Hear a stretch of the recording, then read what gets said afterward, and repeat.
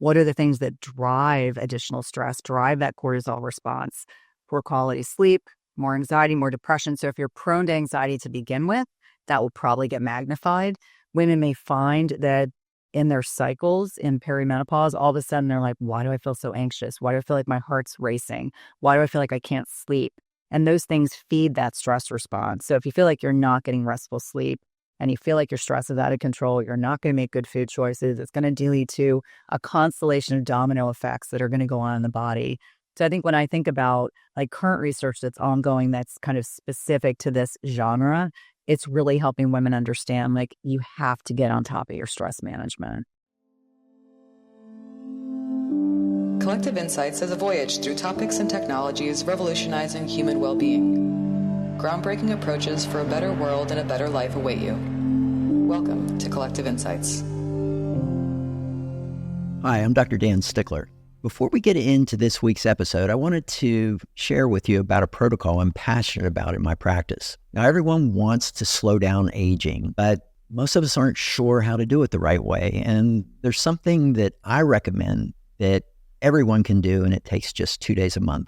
It's a bodily cleanse that helps get rid of old defective cells, these cells we call senescent cells. They're shown to be related to so many symptoms of poor aging. This is something that all of us need to address as we age. This bodily cleanse is a supplement which contains a group of ingredients that we call senolytics. New research on aging and longevity, including a clinical study on Qualia senolytic, shows that senolytic supplementation can play a huge role in enhancing how we age. Senolytic ingredients help our body flush senescent cells, supporting repair and rejuvenation from muscles to joints to even how we feel every day. To learn more about senolytic research and to try Qualia senolytic risk-free for 100 days, go to qualialife.com/cells, that's CELLS, and use the code CELLS for an additional 15% off.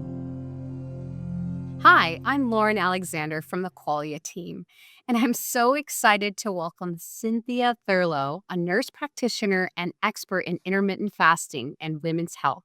With a passion for empowering women to optimize their health during midlife, Cynthia combines scientific insights with practical strategies.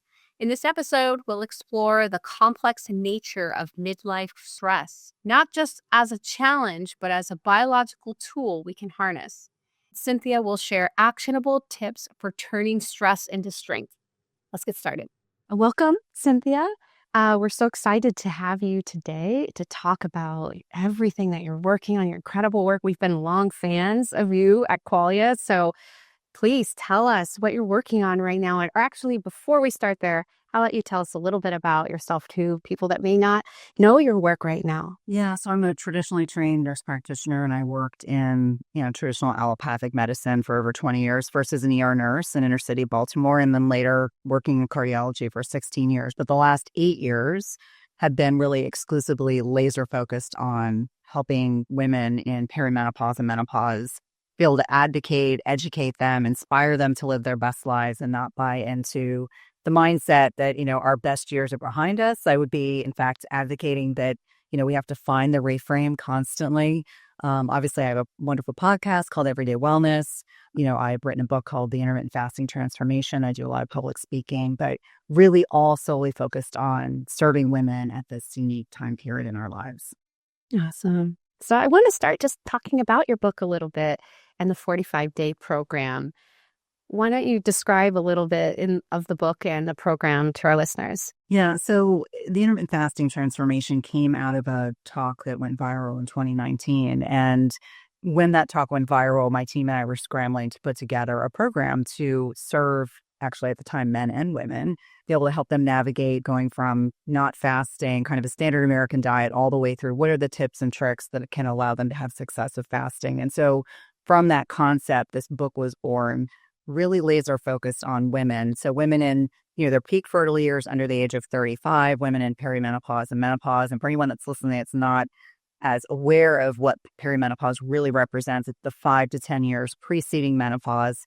Average age of menopause here in the United States is 51. So most women are in that stage in their late 30s, early 40s, even if they're not aware of it.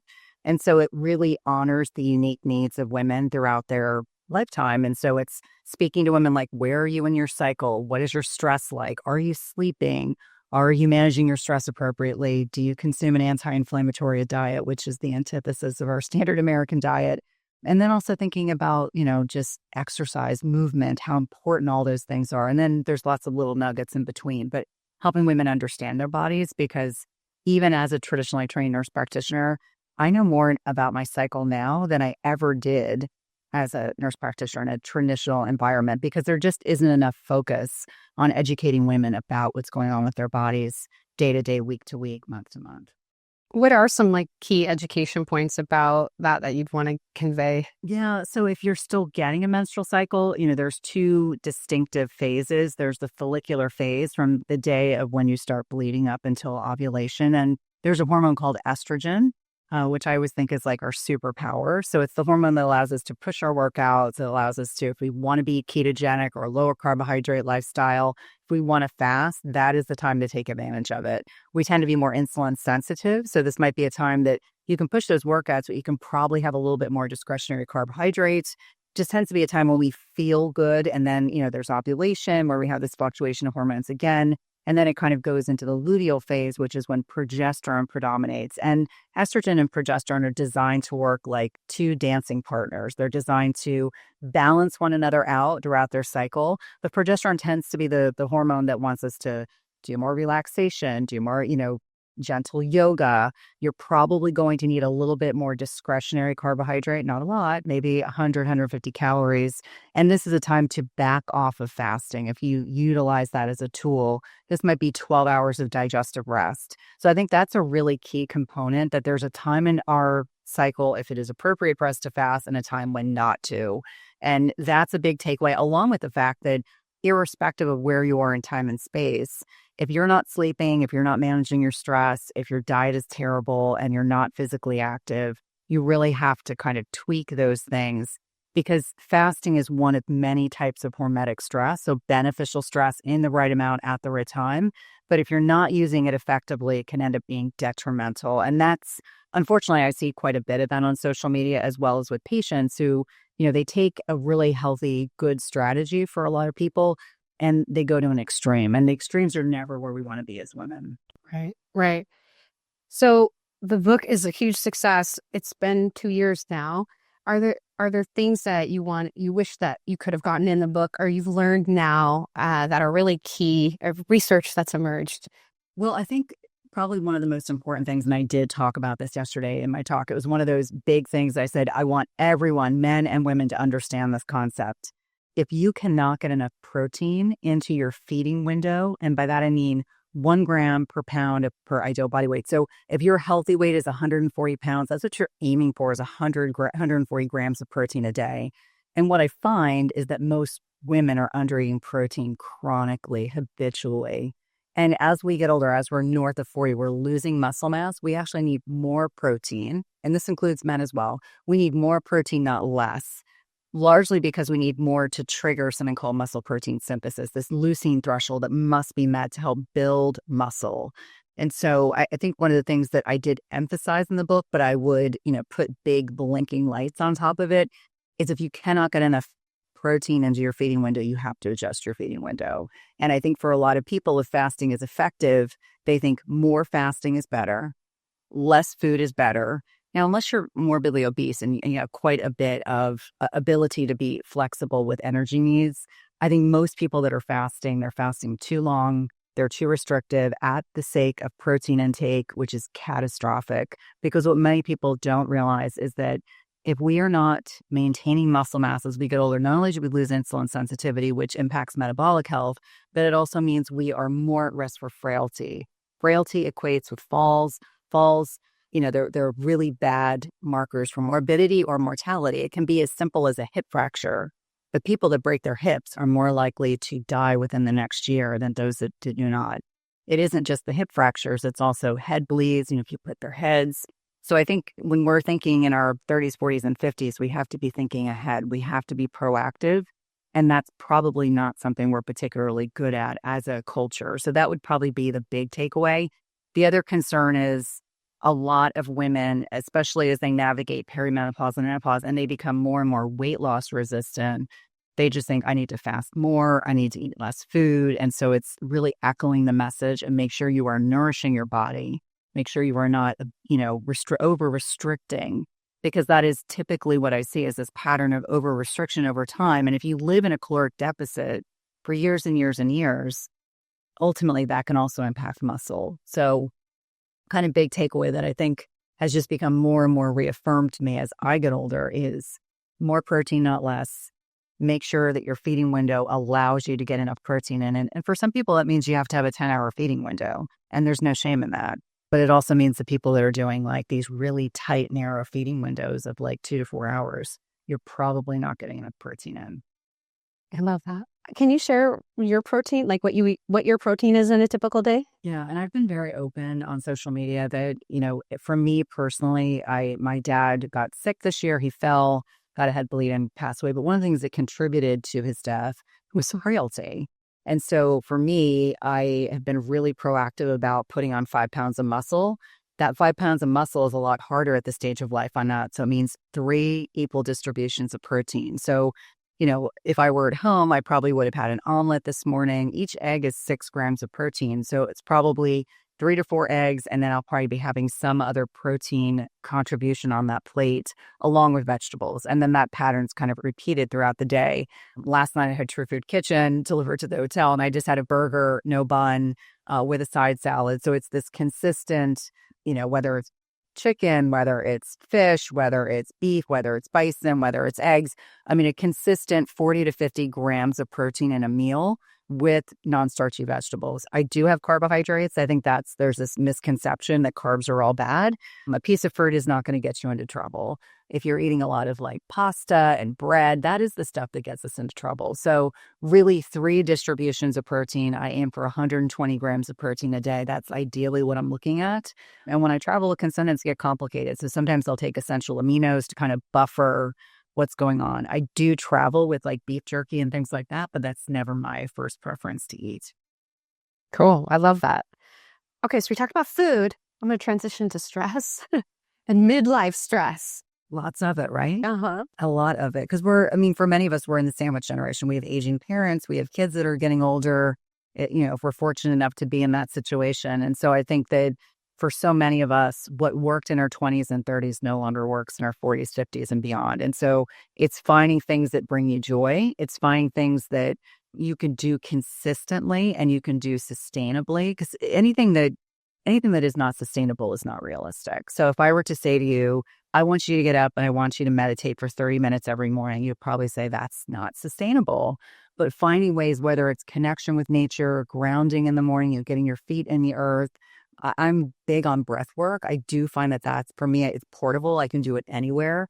But realizing there's specific things that we have to do throughout the day. It's not just 5 minutes of meditation once a week. And that's going to help buffer that stress response. Because as we are navigating these hormonal changes that are ongoing in perimenopause and menopause, we become less stress resilient. Even if maybe we were rock stars in our 20s and 30s. And certainly, I worked in very high acuity environments in the hospital, and I could buffer all the stress of what was going on. Wouldn't be quite as easy now. Not that I would be incapable, but I think for so many of us, we just start to see like, oh my gosh, if I'm, a loved one gets sick and you have this fight or flight response that goes off in the body and your heart is pounding and you're sweating and you're like, that is an acute kind of thing. What we don't want is that stress to be unrelenting over time. Like an acute situation, we all have them. I was sharing before we started recording, I had a couple hiccups yesterday and I was like, all right, you got to just roll with it. You have to give yourself some grace, but also learning adaptations, not just with lifestyle, but also targeted supplementation, being really conscientious about sleep, the right types of exercise, the right types of food can all help kind of manage that stress response. So stress is not bad, but chronic unrelenting stress, which I see a lot of women kind of navigating as they are going through perimenopause and menopause. They go through a divorce, maybe someone got into a car accident, they have a death in the family, things that you sometimes have no control over. They're outside your control. We have to find ways to determine like, how are we going to navigate forward?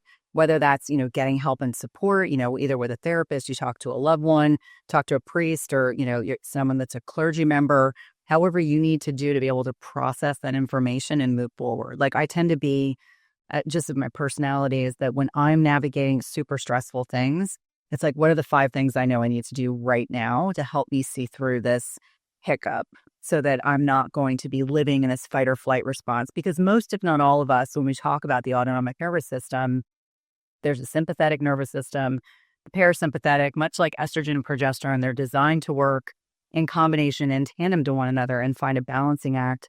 Most of us in our modern day lifestyles are overly stressed. We are sympathetic dominant. We struggle to relax. We struggle to be still. And when I say still, just not having a lot on our plate, not over committing ourselves. I think most of us, and this is a good example, we're at this event and we could say yes to everything, but we have to be strategic about where our boundaries are, how we determine what makes the most sense, what serves us really ultimately. Because again, as women, we're kind of conditioned to be people pleasers and can't be a people pleaser navigating middle age. Right. The stress, I'll just talk personally. I have 2 small children, sandwich generation, and I have a very demanding full-time job.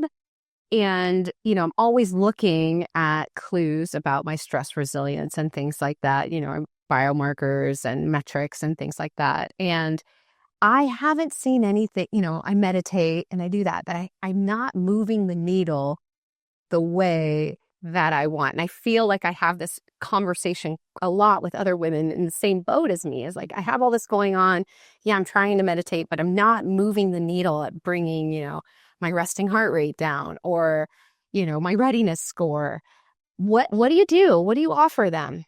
It's a great question. I'm laughing. I'm realizing I'm charging my Aura ring. I was like, oh, why? What feels funny? I don't have my Aura ring on. So I think for those of us that have Whoop bands, Aura rings, I use it as one way of measuring your response to stress, your resiliency to stress. I mean, some things like, for example, if you're traveling and you are at a high altitude, you have no control over the high altitude, and you may see an adjustment in your heart rate variability. And for anyone that's listening or watching is trying to figure out, like, what does HRV represent? It can give us a sense of the balance between the autonomic nervous system. And so for me, what I think are the biggest needle movers for a lot of my patients, number one is exercise, the right types of exercise. It does not mean doing Orange Theory Fitness or CrossFit 5 or 6 days a week. That is not going to improve your HRV. But being physically active, whether it's zone 2 training, just with like walking at a brisk pace, strength training, doing yoga, those kinds of things can be helpful because when we get in bed at night, we want to be tired, not exhausted like you can barely make it to bed, but you are drifting off to sleep relatively quickly, not, it takes you 30 minutes to fall asleep.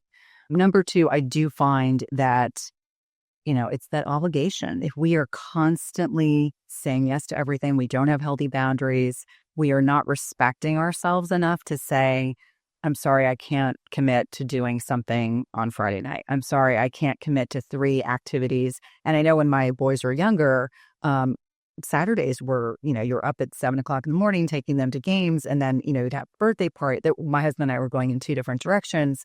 I think it's really finding your voice to be able to advocate for yourself. The biggest needle movers that I had found: hydration, exercise, the right types of nutrition. And by that, I mean, not succumbing to the push to eat ultra processed foods 24/7, really eating nutrient dense meals, really allowing yourself before you get into bed to have some type of ritual to, calm your body, whether it's PMF therapy, whether it's legs up a wall, whether it's box breathing, finding some way to get your body out of that sympathetic space.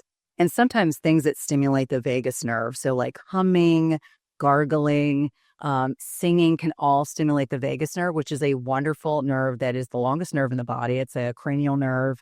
It innervates from the brain all the way into the gut.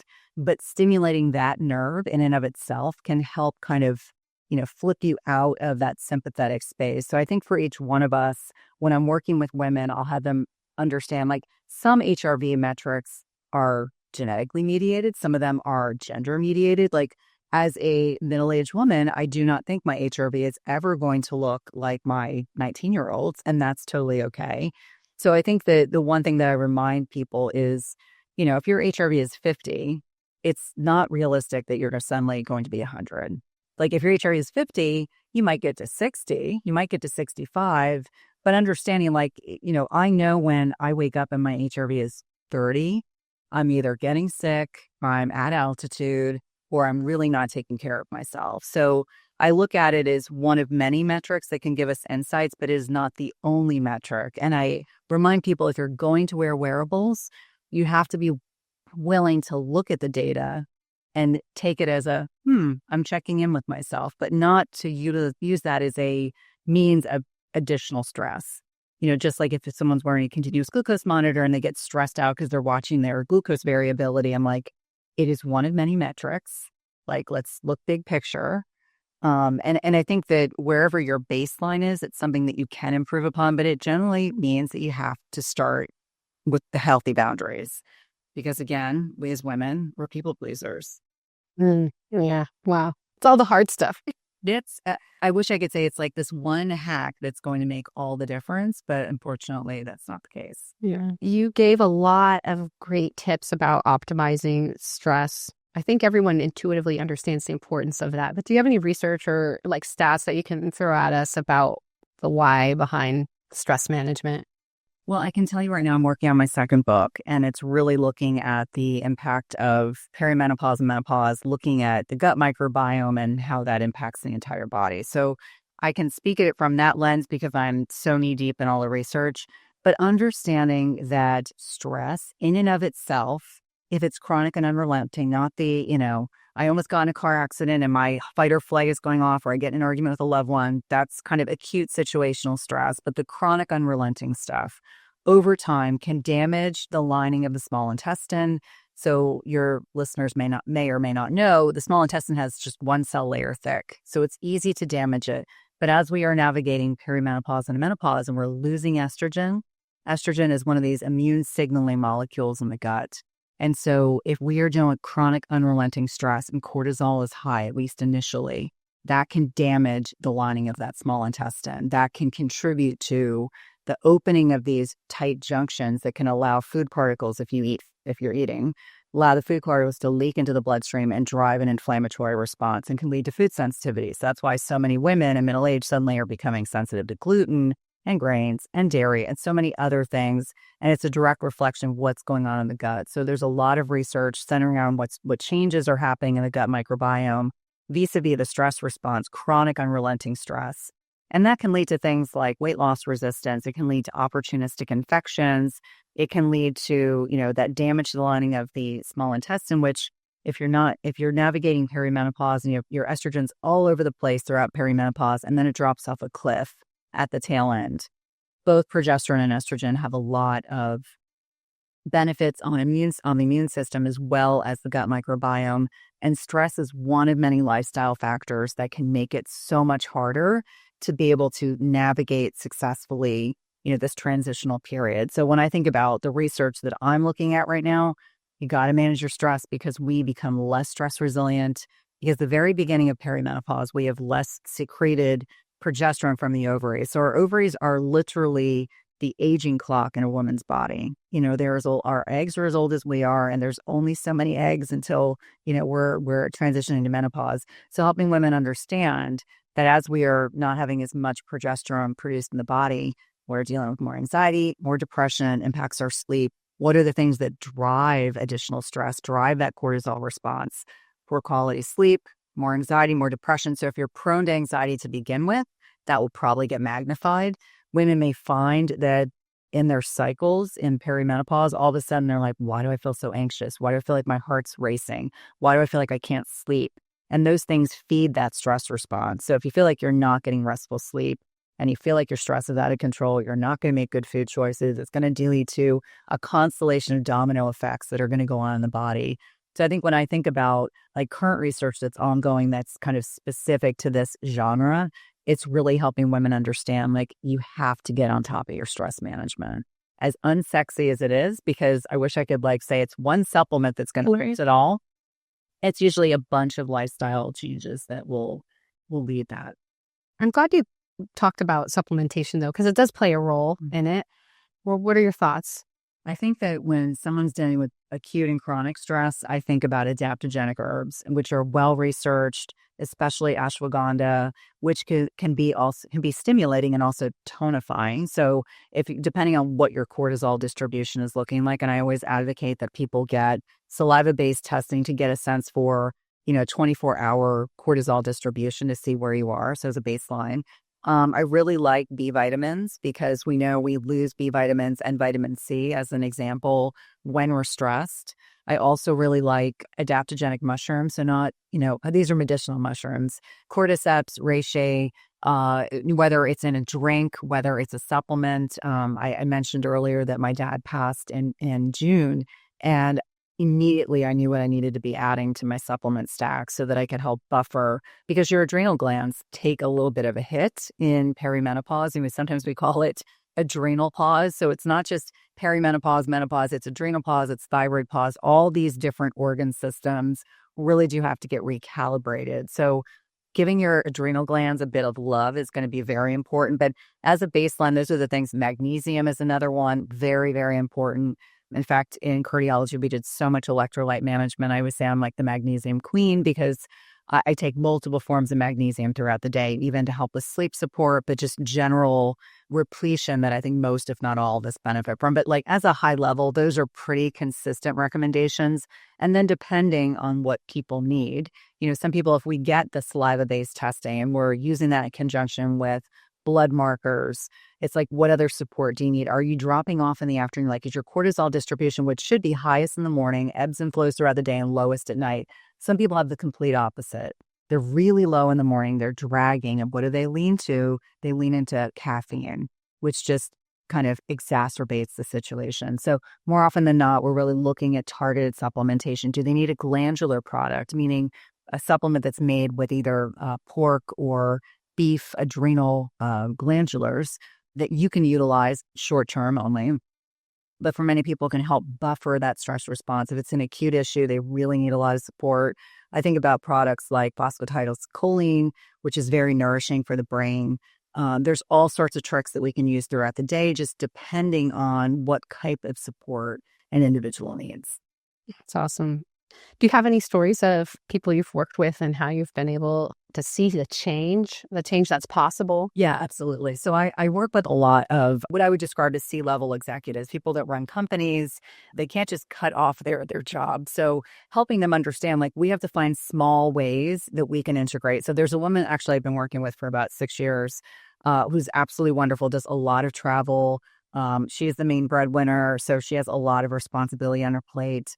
And the things that we have found have been effective is finding ways, first and foremost, and obviously for every person listening, this could be applicable or not, finding shortcuts for things that she has to do. Like, she really loves to cook, but it's not realistic for her to cook every single night. So we found someone in her area that was able to do some food prep for her.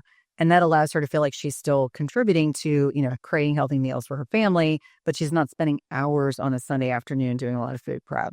It's, for people that do a lot of travel, it's finding, is there a company that we can have them do online exercise with you? Because you want to exercise, and we know that you need to do it within a finite amount of time.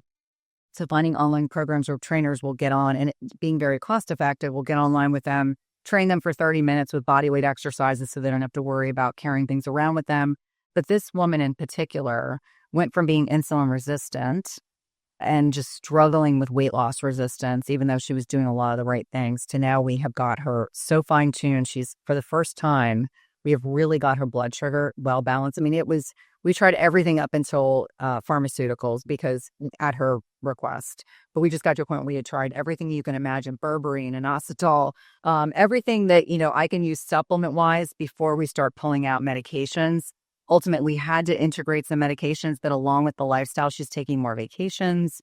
Her vacation could be a staycation. It doesn't necessarily have to be something that you do that's big and fancy. But if I look at the trajectory of her lab work over 6 years, when she came to me, she was very inflamed. She was insulin resistant, to now she is losing weight, exercising, hiking with her kids, doing all those things.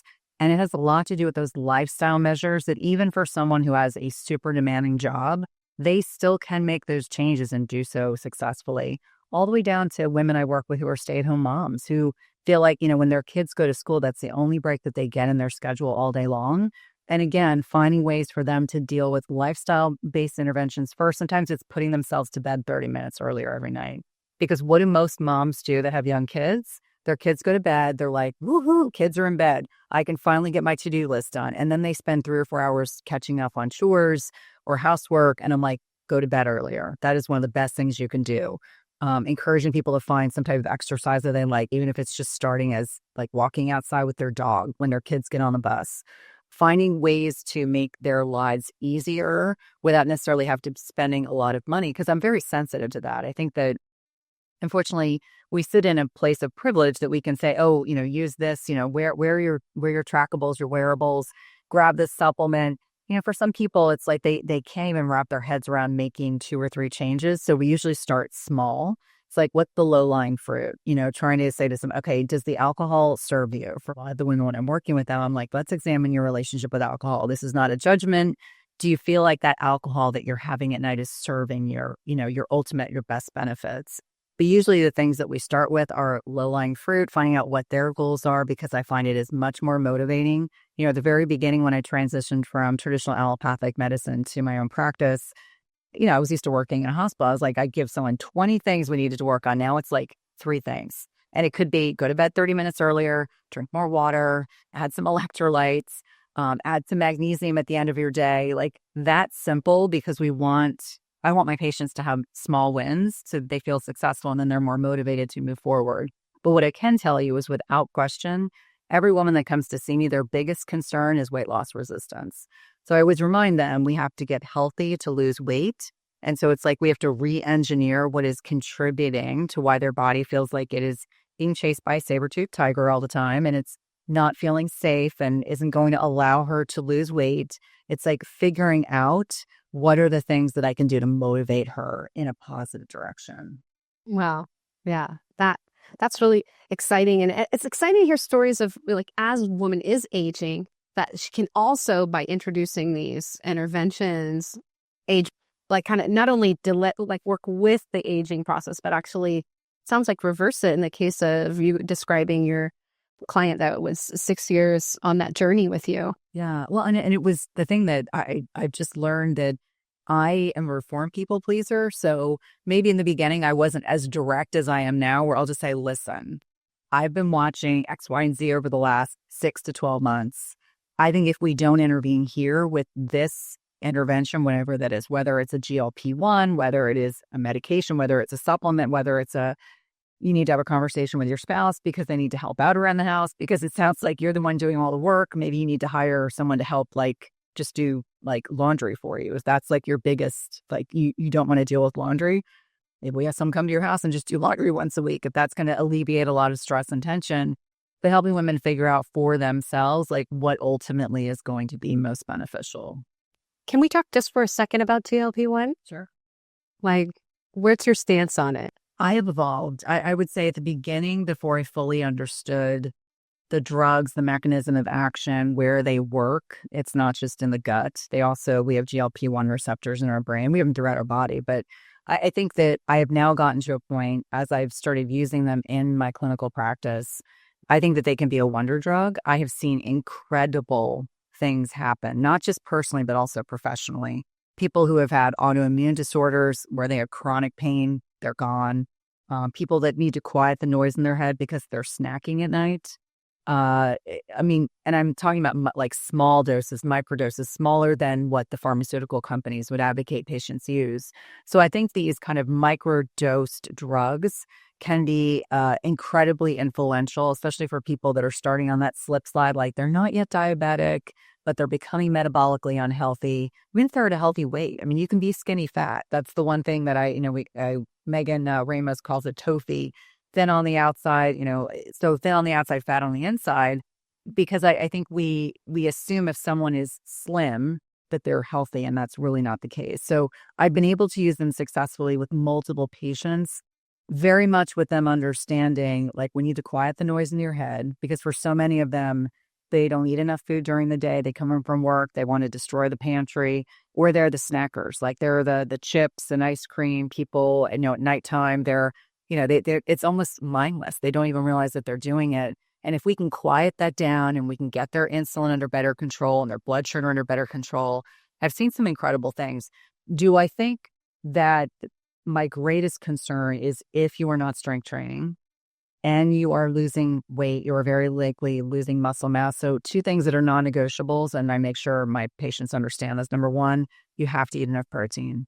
Number two, you have to strength train. If you're not willing to do those two things, then it's not a good drug. And that's where I get concerned, is that the traditional allopathic model, there's a lot of good things that we do. There's also a lot of things we don't do well. And I don't want patients to think that it's a quick fix. I get concerned when I hear, and I'm going to say wellness people, saying things that they're shaming people about using these drugs. And I think that is not helpful. I think that is problematic, I think, from my perspective, because if someone is coming to you for help and you are shaming them, it's like that's a lost opportunity to help that patient. So I think we have to meet people where they are. And I have people who will just say, it's like last case scenario. They don't even want to consider it. And so that patient I was profiling, we finally got her on a GLP-1. And, she said, I've been fighting this for so long. And she's like, I wish I had done it sooner, because it was the thing that helped quiet her mind. She was mentioning that, nighttime she would get bored, or she was really tired, and she'd start with the chips and then turn into ice cream, and then she has a glass of wine. And it was just this, chatter in the brain that's kind of shut off. So I think that I've evolved from the beginning. I was like, oh, I don't think these are, I'm not sure how I feel about these drugs, to now I say judicious prescriptions for GLP-1s in that kind of microdosing zone. I think it's very beneficial. But I think we also, on the other side, we have to be supportive of our patients and not being judgmental. And this kind of shame around weight and weight loss drugs. I mean, even the media does a job where they'll, profile a celebrity until they have a Ozempic face. And I'm like, well, so what if they do? Like, maybe they're healthier now that they, lost weight. And hopefully they are eating enough protein. Hopefully they are lifting weights. Because then, you can get the maximum benefits without all the potential detriments. Yeah. Yeah. I mean, we could do a whole podcast on this hungry brain topic, because I've been really steeped and fascinated about the research around when you're using so much of your brain on tasks that you actually have this hungry brain thing. And that's a combination of stress and a combination of feeding that has to do less with feeding the body for metabolic reasons, but emotional, like a release that if you're not building in those releases, like stress release, for example, then it will be food. And I can talk on personal, and I've seen it, and the research on it is just, it's really evolving a lot of how we're understanding the brain, and how it isn't just, oh, well, you don't have strong enough willpower or whatever. No, there's a lot more involved. And not to mention the bidirectional relationship with the gut microbiome. So people understanding, like, if they are low in serotonin, which usually goes along with low estrogen, that can drive that desire to eat carbohydrates.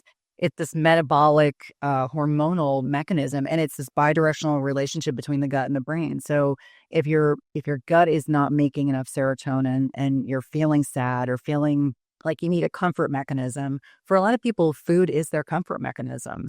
And so I agree with you 100% that once you start understanding that it is not just you don't have enough willpower, which we all know is not the case, I think it helps us understand human behavior better. Yeah. And that way we can unpack it, take all the emotion out of it and look at it straight on that, oh, well, you don't have enough serotonin. And that's why you're hitting the icebox so hard. Yeah. Okay, well, let's, wow. Okay, you left a lot of tips in there. Let's land the plane with just 2 or 3 that we can walk away with. To manage stress. Yes. No. First and foremost, have a plan. So it isn't to add more to it's just to think about, like, strategically, what are the things you like to do that bring you joy and allow you to decompress. I will share something that I did last night. So I'm an introvert, and I was on all day, and by 5 o'clock, I was just done. And so my self-care mechanism last night was I had ordered Uber Eats. I ordered True Food Kitchen to my room and just decompress. I didn't want to talk anymore. I didn't want to go out. And so I think honoring who you are as an individual, sometimes there's healthy boundaries. So learn how to say no, because I had to say no to a lot of fun things last night, but it was in my best interests. I would say number 2, just be honest about the things that no longer serve you, whether it's a relationship, whether it is obligations that, I used to be the mom because at the time I had this much flexibility. I was always the room mom for all my kids. And I look back now and I'm like, sometimes I would come to resent all the extra things I added to my plate because I wanted to see my kids and I wanted to be present. It's okay if you don't say yes to everything.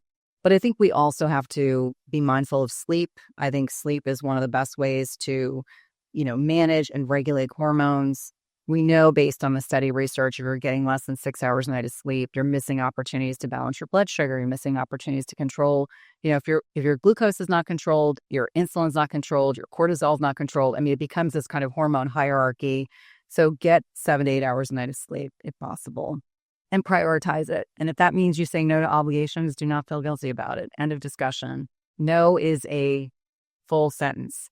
I would say the last thing is if you're experiencing a lot of extra stress, and we all have periods like this, it's a season and a reason for why things happen, understanding what is your body losing when you're stressed, when you have a heightened stress response. So magnesium, B vitamins, vitamin C. Think about adaptogenic herbs. Like I mentioned ashwagandha. I also think about things like relora, which is magnolia bark. I think those things are very beneficial. You want things that are kind of tonify the cortisol response. And then the last thing that I would say is, stay hydrated. I know this sounds so silly and trite. I'm just trying to think of like low-lying fruit. Staying hydrated is so important for like mental clarity. And if you're dealing with a lot of stress and you want to be mentally clear so you can make decisions or you can respond appropriately, 'cause when we're stressed out, sometimes we will override our prefrontal cortex, which is our thinking brain, by our amygdala, which will probably have us saying and doing things we don't want to do. So really just important to think about hydration, sleep, adding in those supplements can be hugely impactful. Okay, hydration, that's like a big area for me. So how does someone, just any water, or do you have hydration recommendations? Well, again, it goes back to, microplastics are a huge issue, which I think most people know. But if the difference is for you to drink enough water while you're traveling or be worried about microplastics in a plastic water bottle, I would say just drink the water. Obviously, I like filtered water. I like to encourage my patients to test the water they have at their home so we know what we need to pull out, if at all, or add in. When you're traveling, you don't have as much control over those things. And I always say hydration is so important that I would rather you not stress about the quality of the water. Obviously, if you're in the United States, you can assume most water supplies are safe. But if you're in your own home, get your water tested so you know what you're dealing with. I think that there's lots of hacks that I use for my patients so that they'll drink water. It's like either having the visual of, a glass water bottle so that they can track how much water they're having throughout the day, adding in, lemon or lime so that they're not having plain water. Some people like to use cucumber water. Some people like to add herbs to their water. I'm like, whatever hack you need. And for most of us, I do think we benefit from some electrolytes. And obviously, there's a lot of brouhaha going in the intermittent fasting space about a particular company that I actually like, but they're taking a little bit of a hit right now. So I think that electrolytes can be helpful, even if it's a pinch of high quality salt, like Redmond salt. A pinch of salt in your water can make a big difference. I watch my weight training teenager. He adds a little bit of honey to his water, like a teeny tiny bit, right before he goes to the gym, and a little bit of salt. And that's kind of his pre-workout, as he refers to it. So I think for a lot of people, we used to tell patients half your body weight in ounces of water a day, more if it's humid, more if you're exercising. I think most of us walk around chronically dehydrated. So just being conscientious about hydration can make a big difference. Awesome. Well, I could literally ask you questions all day long, but I know you have other obligations. Where can our listeners find you or, engage more with your work? Yeah, I would say my website is probably the easiest. You can go to www.cynthiathurlow.com. You can get access to my podcast, Everyday Wellness. You can check out my book. I'm active on social media, probably most active on Instagram. I do have a private Facebook group that's the Midlife Pause / my name. It's a free Facebook group. There are men and women in that group as well. If you see me on Twitter, be forewarned, I can be snarky. I just like to let people know that up front. Some people say, oh my gosh, you're so snarky on Twitter. And I'm like, well, it's the one place I can get away with it. Thank you again. Thank you.